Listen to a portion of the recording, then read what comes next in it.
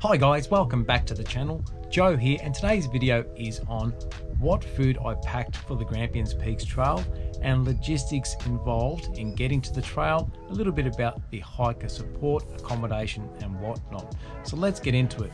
First off, if you're looking to hike this trail, before booking your camp spots with Parks Victoria, and if you're not within driving distance of Halls Gap, which is the main town next to the Grampians, I strongly suggest the following.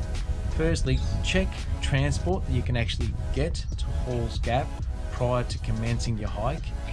Accommodation, check there's availability, and check that the hiker support are able to help you out during that time frame you intend hiking.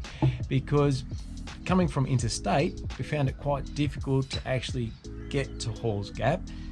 Being situated in a regional area, there's limited transport there. There's only a few trains and coach services that run in and out of Halls Gap or the surrounding towns during the day. So we flew in from the Gold Coast, got into Melbourne. From Melbourne, we got the shuttle bus into the city. From the city, got onto a V-line train that took us out to Ararat. From Ararat, had to jump on a bus to take us to Stawell. From Stawell, there were no more buses going to Halls Gap at that time of the afternoon, so we had to get a cab to get into Halls Gap. So it was a bit of a mission getting there itself. Fortunately, we allowed 2 nights in Halls Gap, so we booked our accommodation in advance. 2 nights for when we arrived there, 1 night for day 4 of the hike, because you hike through to Halls Gap and then continue on the following 9 days from there. And then we also booked 1 night for the return at the end of our hike, when we got a lift back to Halls Gap from Dunkeld. So, being a popular tourist area, check accommodation, because on the weekends, school holidays, accommodation may be tricky because it is a popular town. There's some great little cafes and restaurants. It's right at the base of the Grampians, so a lot of people get out there for the camping and hiking. It's just a beautiful spot. Because it's so popular, definitely check the accommodation. So once you've done that, confirm that you can get there before you'd like to intend your hike. Accommodation's fine, and hiker support are there to help out during that time. Then it's safe to book your camp spots through Parks Victoria. Halls Gap, there's a number of different places available to stay. We stayed at the Halls Gap Tavern, which was fine for us. It served its purpose well. It was clean, basic, perfect for what we needed. We employ the services of Grampians Peaks Walking Company to do our hiker support, and they were fantastic. We met with them the day prior to leaving for our hike, where we could fill out food tubs with food that we'd pre-packed, and any other things, items that we may have wanted to use along the trail for days 4 and 9. Because on day 4 we had a tub in Halls Gap there waiting for us, and on day 9 they dropped off a tub for us at Jimmy Creek Road. There's a little bit of a video within this video to give you an idea of what the tubs are like. Yeah, so that was done. We'd met up prior to, fill the tubs, packed, and we had no worries there. With the hiker support, as well as arranging our food drops, they also gave us a lift to the trailhead from Halls Gap, and they picked us up at Dunkeld at the end of our hike and gave us a lift back to Halls Gap. So they were a great resource there, really friendly, really helpful, very punctual. There's probably a number of different companies doing that hiker support service out there. We employed the services of Grampians Peaks Walking Co. They were the first people that I'd contacted.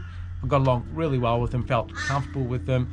They were priced reasonably well, and yeah, it seemed to work well. I can't say anything bad about their service whatsoever.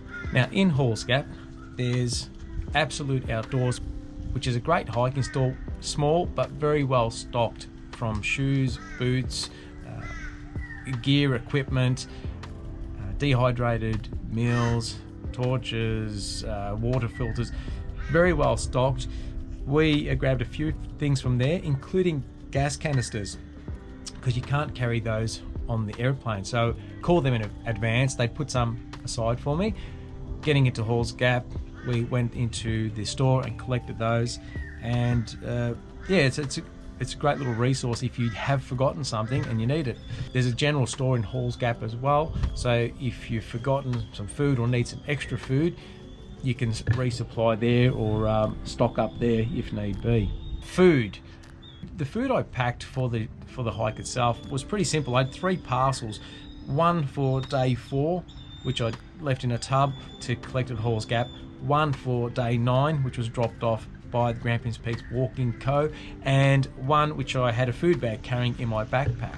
I had pretty simple meal set up. I had dehydrated meal for the evening and I had muesli for the morning.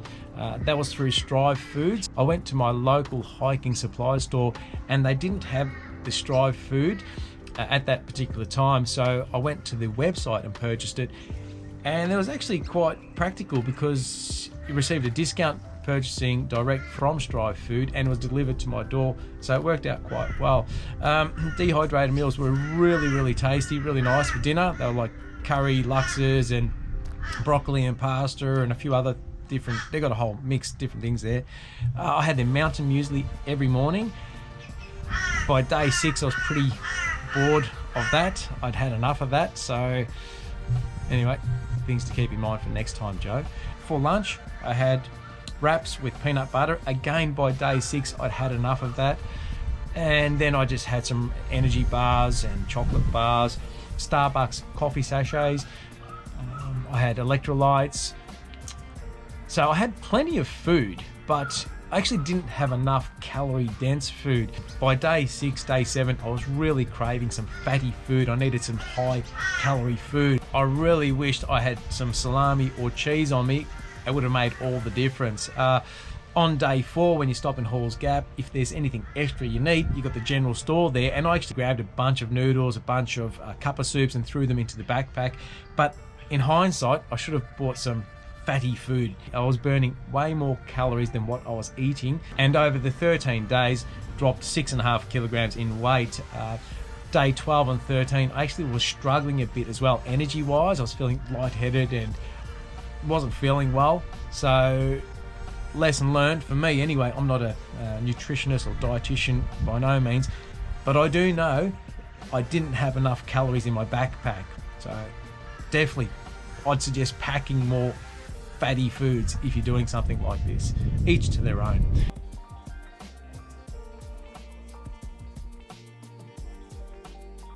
It cost me about $530 just to book the camp spots, which are all around the communal huts, and they're great facilities there. I mean, there's toilets there, there's water tanks, but again, check with Parks Victoria to see what the water situation is like.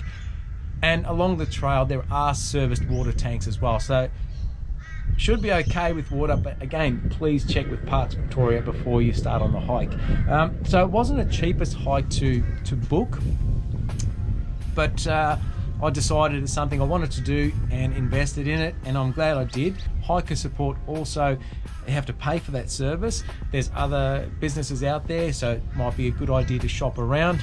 I didn't, but I think it cost me at the time around $250 for the food drops and the lifts, which I thought was reasonable considering the service provided, and I was very happy with it. I cannot fault it. And then of course you've got other things in terms of commuting, maybe airfares depending where you're flying, where you're traveling from, transport, food. It's an investment, but money well spent if it's something that you're passionate about and enjoy doing. Yeah. Thanks again for watching and supporting the channel. If you have any comments or questions you'd like to ask, please leave them in the comment section below and I'll get back to them as best possible. If you like this video, please remember to give us a big thumbs up, hit the like button, subscribe to the channel and hit the notification bell for future videos I put out there. Like always, thanks for watching, happy hiking, bye for now.